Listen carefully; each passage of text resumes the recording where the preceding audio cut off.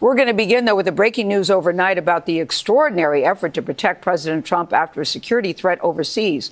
So this happened while he was in Turkey for a NATO summit last month. It followed intelligence suggesting that Iran was planning to shoot down his plane. CBS News has learned the Secret Service used a very elaborate ruse to protect the president. Nancy Cordes has more on this story. Nancy, good morning. This is an incredible story. I think they got the president off safely, but what about the press and other top staffers who were on the plane? Good morning. Gail, that is one of the big questions that people are asking this morning about this truly wild story that the Washington Post first reported last night, and many other outlets have since confirmed, including our own. President Trump apparently stowed away undetected on a military jet on an overseas flight last month, and even some of his own advisors were unaware until the story broke last night. This is what reporters saw on July 8th, President Trump boarding Air Force One at the end of the NATO summit in Ankara, Turkey.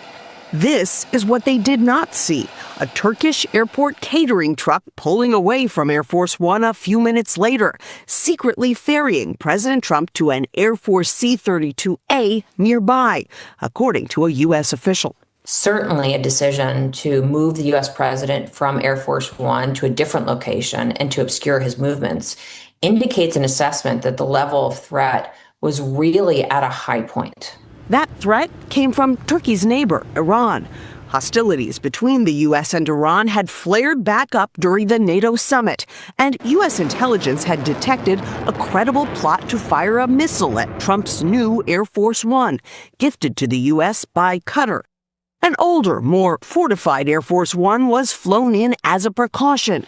But when it took off, the journalists and even some Trump staffers on board had no idea the president wasn't with them. All of the passengers on that Air Force One, which was judged too dangerous for the president to fly on, what precautions were taken to keep the staff and reporters on that plane safe? Both Air Force One and the C-32A flew from Turkey to Mildenhall, England, where Trump was able to switch undetected back to Air Force One.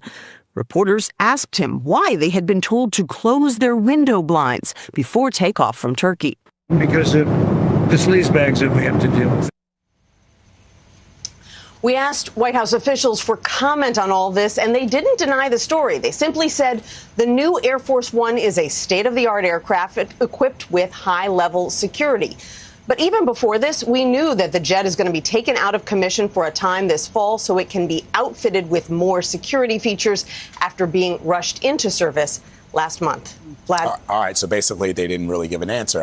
Nancy Cordes reporting from the White House for us. Thank you, Nancy. Appreciate it.